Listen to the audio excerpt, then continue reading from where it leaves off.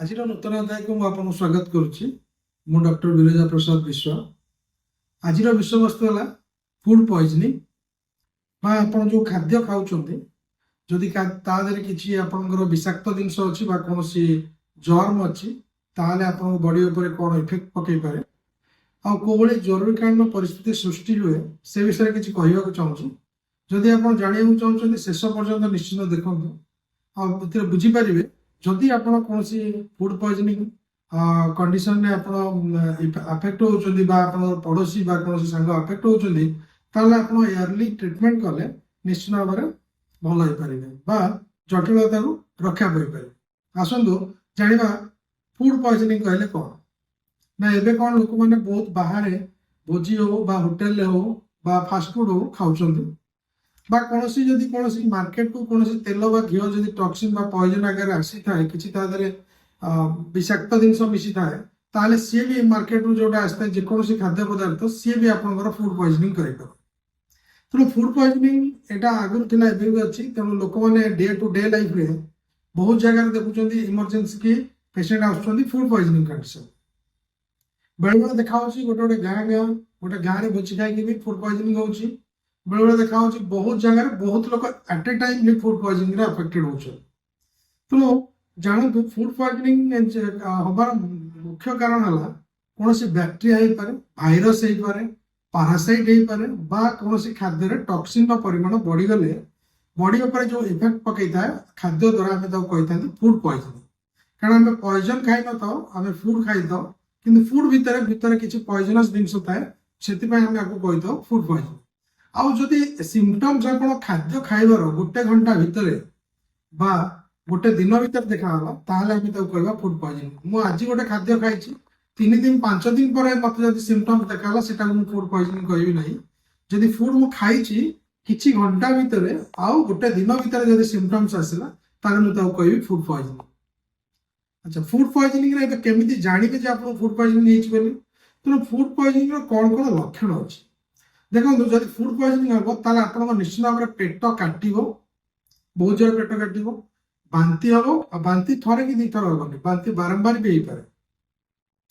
Loose motion हो माने पतला झाड़ा हम थरे कि 2 थर में कंटिन्यूअसली लूज मोशन हम झाड़ा हो जाए पतला झाड़ा मुंड बिंधिबो मुंड झाई झाई करदेव आखि पता आप खोली पारे एत वीक हो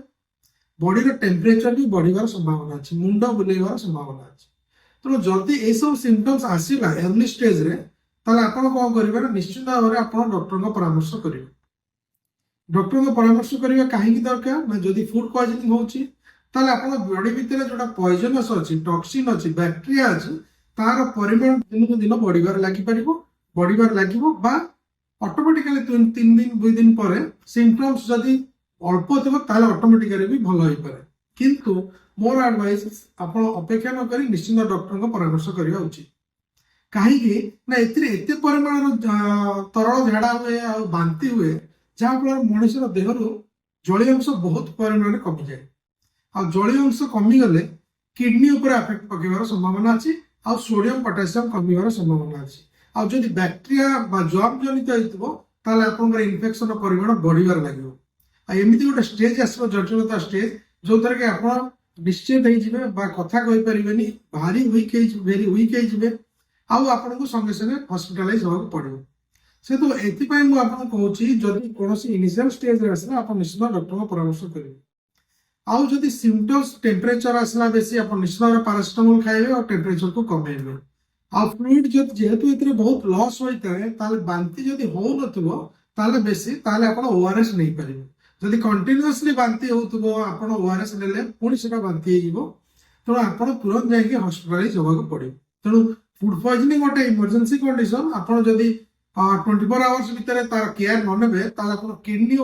बॉडी निश्चित भाव इफेक्ट पड़ो बहुत लोग गोटे दिन 2 दिन भितर डायलिसिस हमार संभावना बढ़ी जाए तेणु यही जो मुझे कहली जदि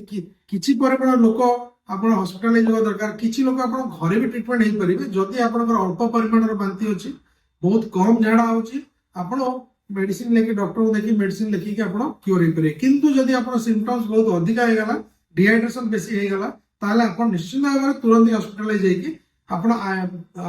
ସାଲାଇନ୍ ନେଇପାରିବେ, ଆଣ୍ଟିବାयोଟିକ୍ସ ଇଞ୍ଜେକ୍ସନ ଆକାର ନେଇପାରିବେ, ସବୁ ଡକ୍ଟରଙ୍କ ପରାମର୍ଶ କ୍ରମେ ନେଇପାରିବେ। ଯଦି ଆପଣଙ୍କର ଫୁଡ ପଏଜନିଂ ହବ ତାହେଲେ ଆପଣ ଘରେ କେମିତି କ'ଣ କେୟାର କରିପାରିବେ ନା ଦେଖନ୍ତୁ, ଯଦି ଫୁଡ ପଏଜନିଂ ହେଲା ନିଶ୍ଚିତ ଆପଣଙ୍କର ଡିହାଇଡ୍ରେସନ ହବ। ଆପଣ ଯଦି ଘରେ ଗୋଟେ କାମ କରିପାରିବେ, ଆପଣ ନିଜେ ଦେଖିପାରିବେ ଯେ ଆପଣଙ୍କର ୟୁରିନ୍ କେତେ ପାସ୍ କରୁଛି। ଯଦି 24 ଘଣ୍ଟା ଭିତରେ ଆପଣ ଯଦି 2 litre 1.5 litre 2 litre urine pass କରୁଛି 24 ଘଣ୍ଟା ଭିତରେ, ତାହେଲେ ଆପଣ ଜାଣିବେ ଯେ ଆପଣଙ୍କର ନର୍ମାଲ